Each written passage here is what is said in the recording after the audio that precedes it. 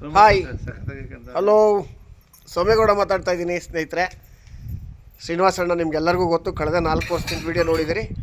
ಅವ್ರ ತೋಟಕ್ಕೆ ವಿಸಿಟ್ ಮಾಡಿದ್ದೀನಿ. ಇವತ್ತು ಏನಕ್ಕೆ ವಿಸಿಟ್ ಮಾಡಿದ್ದೀನಪ್ಪ ಅಂತ ಹೇಳಿದ್ರೆ, ಪ್ರತಿ ವರ್ಷ ಕೊಟ್ಟಂಗೆ ಟೆಸ್ಟಿಮನಿ ಕೊಡ್ತಾಯಿದ್ದೀನಿ. ಮಾವಿನ ತೋಟ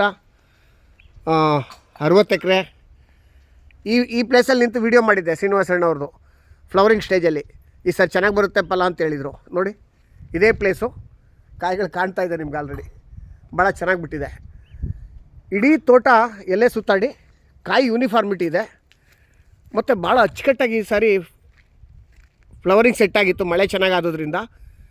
ನಮ್ಮ ಪ್ರಾಡಕ್ಟ್ಗಳನ್ನ ರೆಗ್ಯುಲರಾಗಿ ಬಳಸಿರೋದ್ರಿಂದ ನೋಡಿ ಎಷ್ಟು ಚೆನ್ನಾಗಿ ಕಾಯಿ ಸೆಟ್ ಆಗಿದೆ. ನೋಡ್ತಾ ಇದ್ದೀರಾ? ನೀವು ಸಾಕಷ್ಟು ತೋಟಗಳು ನೋಡಿರ್ತೀರಿ, ಬಟ್ ಇಷ್ಟು ಸಂಪದ್ಭರಿತವಾಗಿ ನೀವು ಕಾಯಿಗಳನ್ನ ನೋಡ್ಲಿಕ್ಕೆ ಸಾಧ್ಯ ಇಲ್ಲ. ಇಷ್ಟು ಸಂಪದ್ಭರಿತವಾಗಿ, ಇಷ್ಟು ಯೂನಿಫಾರ್ಮಿಟಿಯಾಗಿ ನೋಡ್ಲಿಕ್ಕೆ ಸಾಧ್ಯ ಇಲ್ಲ.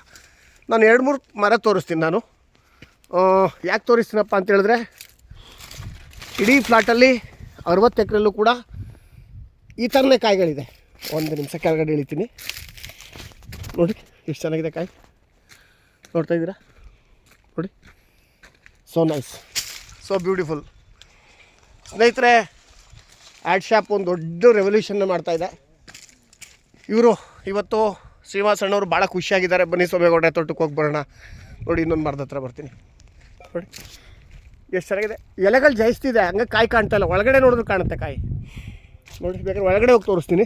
ನೋಡಿ ಕಾಯಿ ಅಲ್ಲಿ ನೋಡಿ, ಸುಮ್ಮನೆ ನೋಡಿ, ಒಳ್ಳೆ ದ್ರಾಕ್ಷಿ ಗೊಂಚಲು ರೀತಿ ಕಾಣುತ್ತೆ ನಿಮಗೆ. ದ್ರಾಕ್ಷಿ ಗೊಂಚಲು ಇದೇನಪ್ಪ, ಇದು ಮಾವಿನ ಮರನೋ ಇಲ್ಲ ದ್ರಾಕ್ಷಿ ಮರನೋ ಅನ್ಬೇಕು. ನೋಡಿ ನೋಡಿ, ಒಳಗಡೆಯಿಂದ ನೋಡಿ.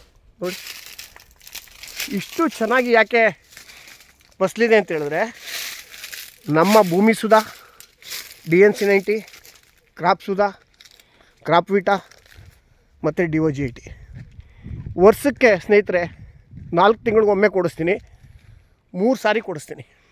ನೋಡಿ, ಬನ್ನಿ ಇಲ್ಲೊಂದು ಮರ ತೋರಿಸ್ತೀನಿ. ನೋಡಿ ಎಷ್ಟು ಯೂನಿಫಾರ್ಮಿಟಿ ಇದೆ, ಎಷ್ಟು ಚೆನ್ನಾಗಿದೆ. ಇನ್ನೊಂದು ತಿಂಗಳಲ್ಲಿ ಇದನ್ನ ಹಾರ್ವೆಸ್ಟಿಂಗ್ ಸ್ಟಾರ್ಟ್ ಮಾಡ್ತಾರೆ. ಇನ್ನೊಂದೇ 1 ತಿಂಗಳಲ್ಲಿ ನೋಡಿ.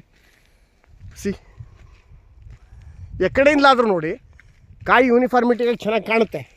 ನೋಡಿ ಈಗ ಆಲ್ರೆಡಿ ಎಷ್ಟು ಚೆನ್ನಾಗಿದೆ ಕಾಯಿದು. So nice. ಹಾಗಾಗಿ